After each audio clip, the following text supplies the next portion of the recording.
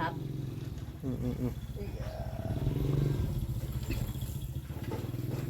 เจ้าบ่นอนอยู่รุมนี้ผู้นี้บ่นี่เลยหนูนอนอยู่รุมนี้ก็เพิ่นเล่าเลยโอ้เขาเจ้าบ่ได้กลางมุ้งบ่จ้ะบ่มีหมูโอ้ขนมโลดเลยยุงบ่ได้ครบบ่จักเลยฮะยุงบ่ครบบ่กลางคืนน่ะรับไม่รับรับแล้วบ่เมื่อเลย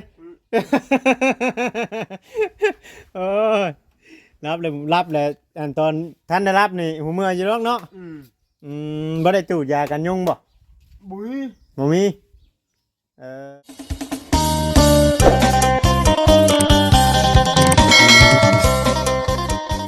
สบายดีเนาะพ่อแม่พี่น้องเบิดสู่คนพี่น้องเนาะว่าจะมองชวอนว่าจะเป็นพี่น้องทางฝั่งลาวเนาะกับสวัสดีพี่น้องทางฝั่งไทยเพิ่นพอกับช่อง YouTube ของว่าวิงชายใจกันดอย V2 พี่น้องเนาะที่เก่าคือเดิมพี่น้องเนาะมานำทางแบบปุรีนน้องจ้อยเพิ่นน้ำมันเบิดพี่น้องเนาะอยู่รถมาสุกรถมาแล้วก็เลยมาทางบ้านทางเรือนเพิ่นว่ามาเอาหลานเพิ่นไปห้องหมอเพิ่นว่าเนาะหลานเพิ่นบ่สบายแม่เผาเวียงก็เลยตามเขามาเบิ่งพี่น้องกันเนาะไปขมือแล้วว่าเนาะไปเกี่ยวเขาน้ามันเจ้ถือญาติจะญาติอันดุงนะล่ะเพิ่นอยากสูบยาเจ้าจะไปใกล้เด้อบ่อยน้าเจ้น้ามันนะบ่น้าพี่มาพี่น้ามาพี่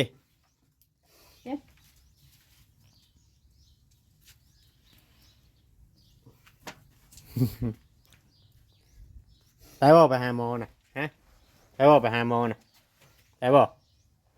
เบิ่งหัวห่อนบอกหัวคือบ่ได้ห่อนบอกจังเว้นผู้มันไข่อ๋อไข่ต้นเทศมันไข่กลางคืนมันโยมมันไอมันห้าไอละห้า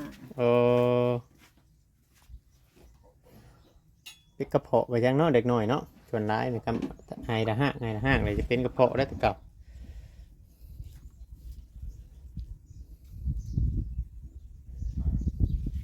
วันนี้ยัง2คนเกี่ยวข่าวบันไปบ่อนเดียวกันนี่แหละบ่อนเด็กกันโอ้น้าโทรเด็กกันรู้แต่คนจางน้ำบานโอ้ช่วงนี้บอกง่ายว่ามีงานอยู่ช่วงนี้เนาะงานหลายอยู่ช่วงนี้ทั้งไหนกับจางบึ้ดทั้งไหนทั้งยาแบ่ปล่อยแล้วบ่น้องจอยแบ่ปล่อยเลยคือปล่อยแต่เช้าแท้ฮะปล่อยประมาณ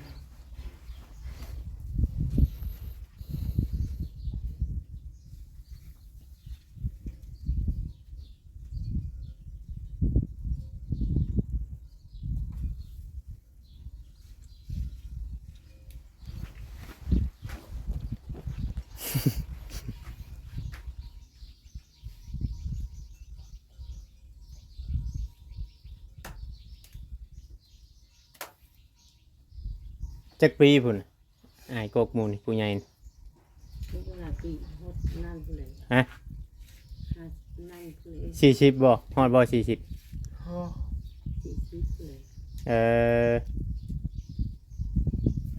ใครอยู่รอก็ยังฮู้จักหาเกี่ยวข้าวเกี่ยวน้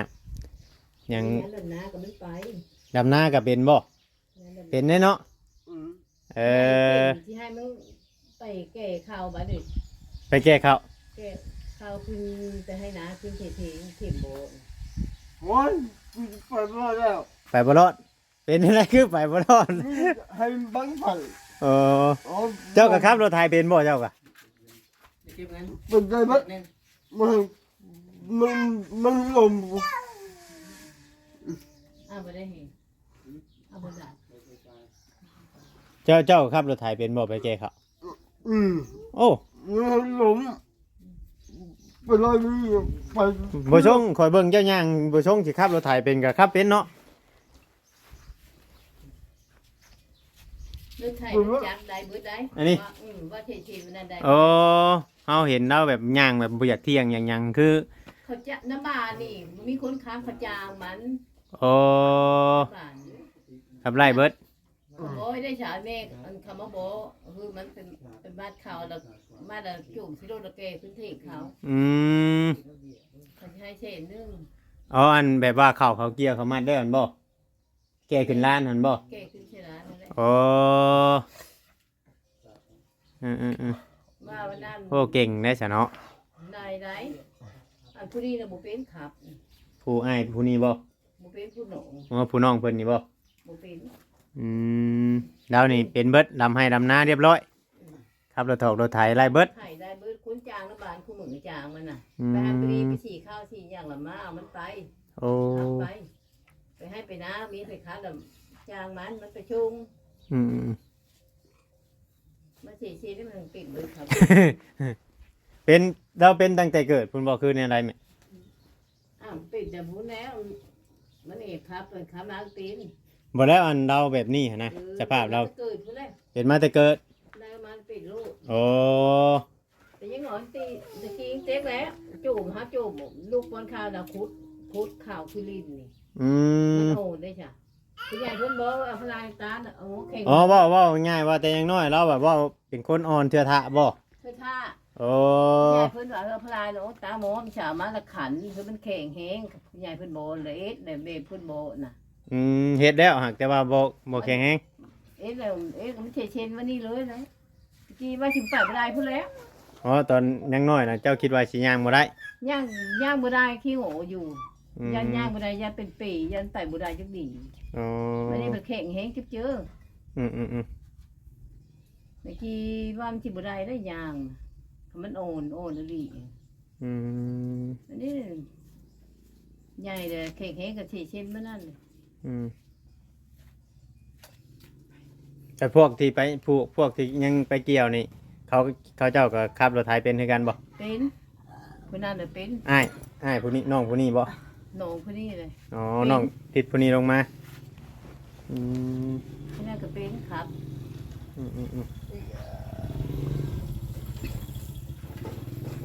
เจ้าบ่นอนอยู่รุมนี่ผู้นี้บ่ นี่เลยหนู นอนอยู่รุมนี้ ก็เพิ่นนั่นเลย โอ้ หนูก็บ่ได้กิน เขาเจ้าบ่ได้กางมุ้งบ่จ้ะ บ่มีหมู โอ้ ขนมโลดเลย ยุงบ่ได้ครบบ่ เลย ฮะยุงบ่ครบบ่ตอนคืนน่ะ รับไม่หลับ รับแล้วบ่เมื่อเลย โอ้ยรับแล้วอันตอนท่านได้รับนี่หูเมื่ออยู่หรอกเนาะบ่ได้ตูดยากันยุงบ่ บุ้ย บ่มีมารับแล้วบ่หูเมื่อเลยซ้ำมันสิครบซ้ำมันสิกินจ้ะจองไอ้น้องพากันนอนเนาะเออบัดนี้สิไปใช้ต่อบัดนี่ ร้อนนะบ่ นอน อยู่ เออ ไหวเลย เพิ่งไปแต่เช้าแท้ไปจังโมงไปเกี่ยวข้าวน่ะ 8 โมง ไปก็แต่8 โมงพุโอ้ ไปกินข้าวเสร็จเก่ากินข้าวแล้วลงไปเกี่ยว อ๋อไปกินข้าวอยู่เที่ยงเขาได้ลงไปเกี่ยวอ๋อบัดนี้แหละเจ้าเป็นวิน แล้วตู้โล เป็นวินร่มตึมลงเลย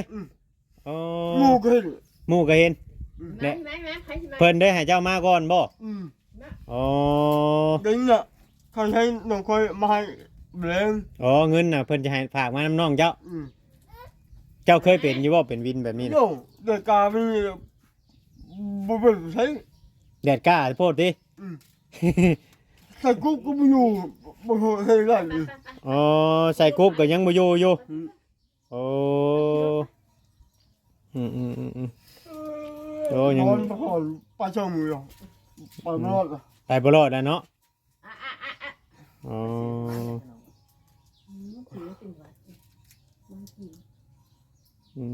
พี่น้องเอ้ยเราก็ยังเว้าง่ายๆว่า แม่ พิการนะแต่ว่าใจสู้บ่ง่ายๆจะเฮ็ดไล่เบิดเบี่ยงนี่เกี่ยวข้าวลำไห้ลำนาครับรถถอกรถไถไล่เบิดทุกอย่างได้เข้าเฮียนอยู่บ่แต่ยังน้อยบ่ได้เข้าบ่ บ่ บ่ได้เข้าเลยบ่คือเขา บ่เคยเข้าบ่จักเลยซะเนาะ บ่จักเลย อายุเจ้าของนี่บ่ฮู้เลยเนาะชื่อหยังก็เจ้าน่ะ มาลูก ถามแม่คอย ถามแม่เจ้าบ่ฮู้บ่บ่ฮู้เจ้าเอาแล้วเราบ่ฮู้ชื่อตัวเองได้แม่ชื่อเราในไรอ่ะน่ะ บัด ชื่อบัตรบัตรเติมเงินนี่บ่เอออ้ายบัตรพี่น้องไงเนาะ อืม อืมโอ้พี่น้องเลยมาแตะเกียวเขาบ่เคยเห็นเราจักเทื่อได้เข้ามาแต่ละเทื่อบ่เคยเห็น มัน เรา ไปอยู่หืนมันไป เออบ่เคยเห็นเราจักเทื่อพี่น้องมาพ่อแล้วก็เลยถ่ายให้ FC เบิ่งขับมาแบบว่ามื้อไหร่เรานั่นนี่แม่นไปเกี่ยวข้าวได้เนาะบ่ได้อยู่ได้เนาะ ได้อยู่จังมือนะมัน อื ไป มโอ้ งานมีผู้จ้างคัดลูกมันไป จักหน่อยเขาคนยังนี่ก็ไปครึ่งแพ่อยู่บ่แบบเวลาลงห้องลงยังนี่ก็ครึ่งแพ่อยู่บ่ มันก็โคย ใช้เล็กหนึ่ง ใช้เด็กหนึ่งบ่ รวมลง อ๋อ แล้วให้ก็ให้เล็กสองเป็นเล็กสองเล็กเลย บ่ บิ๊กเฉย บิดเฉยโอ้ตั้งเทื่อรถค้ารถหยังได้ซะเฮ็ดจังได บอกเยอะ บ่เคยเจอบ่มีแต่เหยียบสปีดอย่างเดียว เยี่ยมพี่เลย โอ้โหอันนี้อันนี้เนาะทางไงวัดเป็นนี่เอออืม เดี๋ยวนี่ไม่กี่รถเอาไปนะ ขับรถไทยหาเงินรับจ้างทุกอย่างขอแค่ว่าเฮาตัวไรเฮาเฮ็ดไรนี่เฮ็ดเบิดเนาะรับจ้างมาเฮ็ดเบิดพอได้เงินมาช่วยแม่ช่วยหยังให้ โอ น้อง เค ว่าขอแค่ว่ามีคนอันบอกหน้างานนี่บ่ตัวไรเฮ็ดไรนี่แม่นไปรถ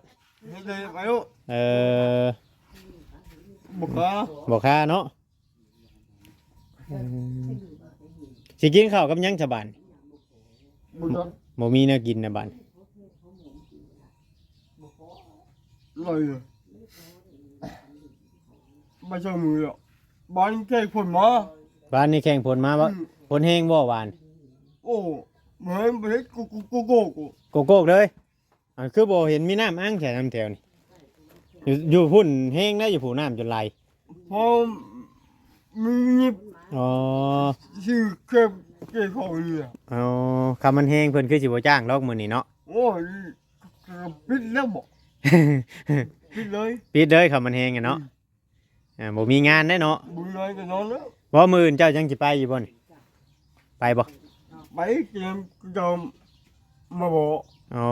คำเขาเจ้ามาบอกน่ะไปคือเก่า ไปเขา อืม เกมก็บอกมาแล้วนอน โอ้คำเขาเจ้าบ่มานี่แม่นนอนแม่นบ่ได้ไปเนาะ อืม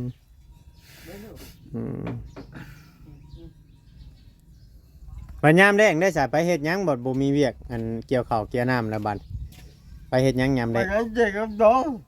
ไปงานแจกงานดอก แกโตแกดังไปเพิ่ง ขอไปกลางเต้นกลางหยังช่วยเพิ่นนี่บ่อ๋อ จัดกลมอ่ะ โอ้ จัดกลมอ่ะ จานโกมบ่อืม ลุงคอยอ่ะ เบนโทยเบนบูเบนตกติ๊กหนำเขาขึ้นให้ อ๋อจัดโต๊ะจัดเต็นน้ำเช็ดโต๊ะเช็ดเต็นให้เขาเจ้าช่วยเขาเจ้าในงานเนาะเขาเจ้าเอาเงินให้คือว่าช่วยหากินไปแบบนั้นแบบตัดน้อยตัดหยังตัดเป็นอยู่บ่น โอ้ยเห็นแล้วบ่เคยจะต่อย บ่เคยเนาะโอ้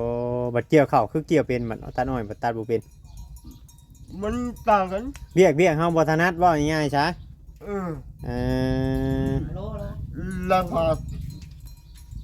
ไตมือขาดนิด โอ้ยันผ้าถึงมือขาดพุทธบัดเกี่ยวได้เจ้าไปเฮ็ดแนวใด เจ๊ก็ร้อง อ๋อ หลังจากอ่อนมันพันแหงมันเกิดโรคร้าย อืมเพิ่นก็ให้ซ้ำกันอยู่บ่นี่เฮาไปเกี่ยวเป็นวันนี่ก็ ให้เท่ากันเท่านั้น เราก็เกี่ยวไว้อยู่บ่ ก็เก็บไปไว้ได้เลยก็ให้เท่ากันคือหาคือกัน อืม แล้วคอยลงไปคอยก็ไปชิม ฮะ ไปใช้ก็ไปชิม แล้วว่าหยังแม่ ไปเช้าที่จะเก็บไปถึง โอ้เราเกี่ยวแบบว่าเราบ่ได้เช้าเมื่อย ไม่เช้า อ๋อเราแบบเฮ็ดไปได้เลยบ่ เก็บไปได้เลย นี่คนหลงตู้ เออเฮ็ดไปเลยแบบว่าบ่มูเช้าเมื่อยกับบ่เช้าเมื่อยนะบ่ง่ายๆซะนั่นแหละเจ้าเมาโพดแล้วเจ้ากึบโพดแล้วเจ้าเลยเป็นวิน ดูเขาว่าเขาร้อนเขาบอก เขาบอกอยู่ เขาคือจะแต่เขาทำไม่แล้ว อืม ไม่แล้วสบาย อืม ทิ้งนั้นรู้ นั่นแล้ว อืมอืม น้ำผสมหอมเด้ อืม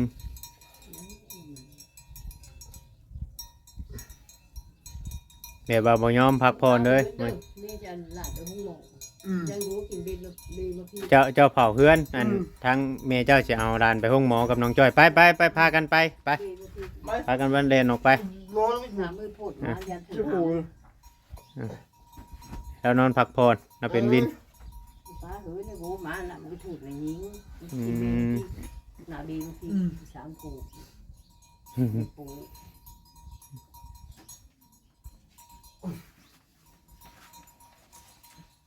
โอ้ยิงทุนก็เป็นบ่บัดเอาเลยเออเอาแม่นบ่เอาแม่นบ่ถืออยู่บ่นี่ถืออยู่บ่นี่โอ้มาธรรมดาเลยนี่โอ้สีมือนี่เห็นนกจับน้ำปลายไม้เนี่ยตกตุยโดนไปยักกันนี่บ่ เออน อน โบมาในยิงไป โอ้ใช้เกิบได้ชาวบ่ได้ใช้เกิบบ่นี่อืม อยากเขาเลยวันนี้กินเลย เดี๋ยวหากินข้าววัน หนามันดังไม้เลยโบ ให้เขา ข้าวอยู่เฮ้ย โอ้ย ยิง โห เลิกโบมาไกลแล้วเดินนี่ยิงกินเองทีป้าเจ้าไม่โพดมา ไปเลยคนมาเขา ยันฝนตกไปหมอกวดเบิ่งว่าเป็นหยังนั่งเทือเพิ่นให้ยาให้หยังมามันจังนั่น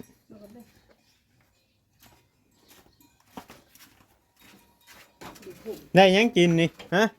มีแนวแซ่บบ่นี่ เอ้ยหมดต้ม โอ้หน่อไม้ต้มกับหยัง เดี๋ยว โอ้เบิ่งเกินข้าวก่อนโอ้โห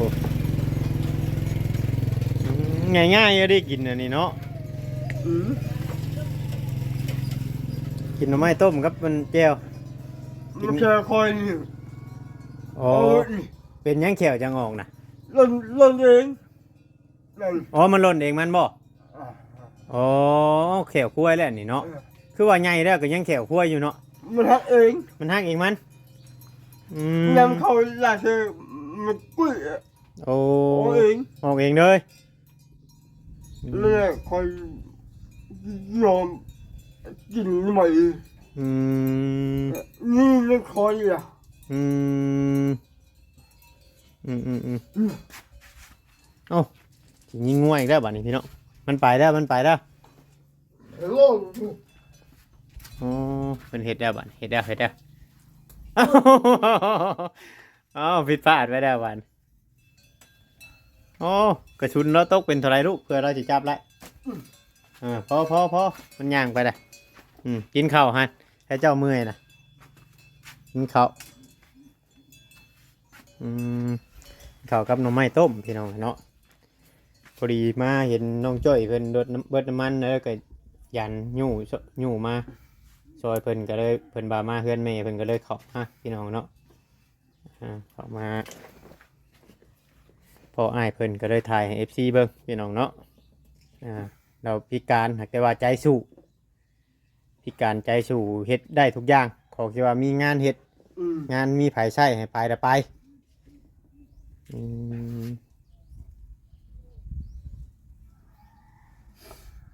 ถือว่านะกินข้าวกับหน่อไม้ต้มมัน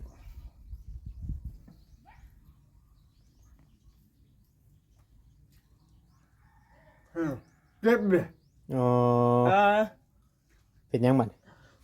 มันขาเหย อ๋อค้าแควเออ กินง่ะ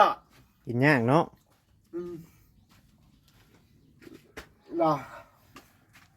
มึงก็อดทน เอายาเลย ได้มันขาเหย เอาคือบอกกินแต่ข้าวหันหน่อไม้เจ้าก็บอกกินเอาแล้วอัน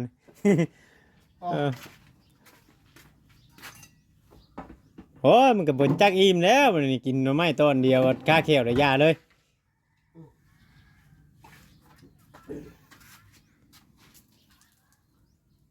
เฮ็ดอะไรบาดนี่มันไหลสิมีแฮงไปเฮ็ดเวียกต่อแหละ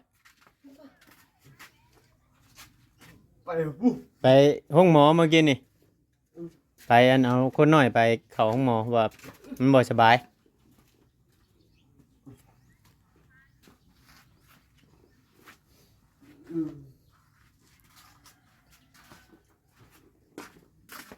và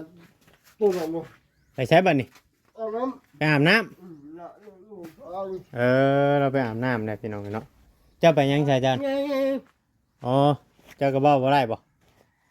อ๋อมาเราเว้าบ่ได้เราก็ได้อืมน้องไงเนาะประมาณนี้แหละเดี๋ยวเฮาสิพาหมกไปบนนั้นทางน้องจ้อย